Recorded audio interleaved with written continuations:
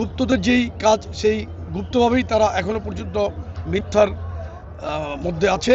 তবে ইতিমধ্যে postal ballot পেপারে কিন্তু একটা বিরাট ইঞ্জিনিয়ারিং ইলেকশন ইঞ্জিনিয়ারিংয়ের একটা সূচনা আপনি দেখছেন, এটা কিন্তু লক্ষণ খুবই খারাপ। আসলে চট্টগ্রাম আমাদের তো একটা বিশাল স্মৃতির জায়গা। শহীদ রাষ্ট্রপতি জিয়াউর রহমান এখানে শহীদ হয়েছিলেন।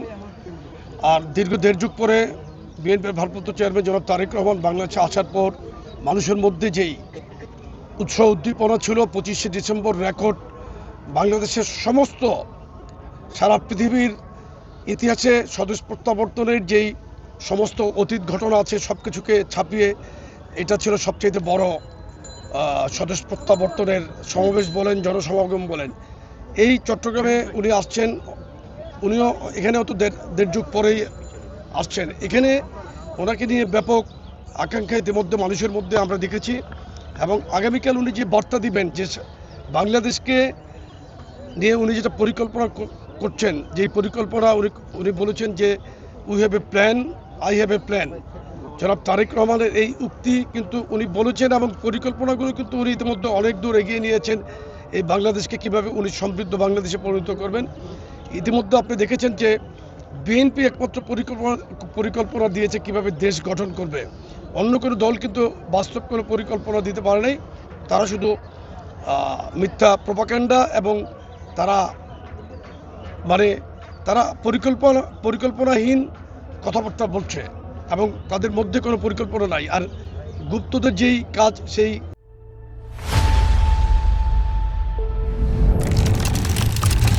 গুপ্তভাবেই তারা এখনো পর্যন্ত মিথ্যার মধ্যে আছে।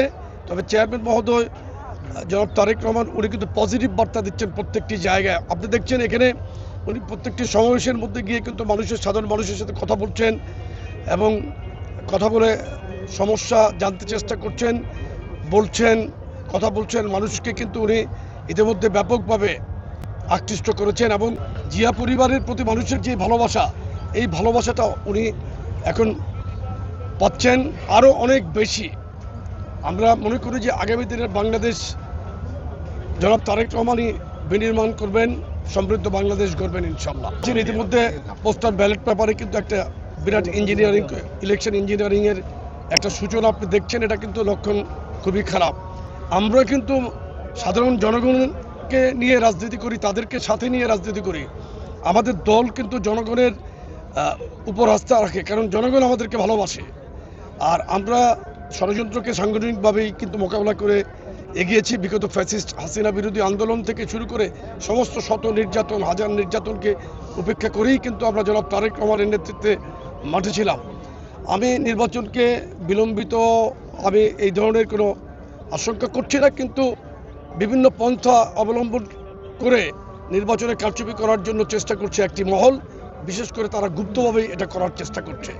সুতরাং এটা জনগণ জবাব দেবে ইনশাল্লাহ। আমি মনে করি 12 ফেব্রুয়ারি সাধারণ মানুষের জনস্রোত থাকবে ভোট কেন্দ্রের দিকে এবং ইনশাল্লাহ ধানের শীষ প্রত্যেকটি জায়গায় ইনশাল্লাহ আমি আশা করি বিপুল ভোটে জয়লাভ করবে।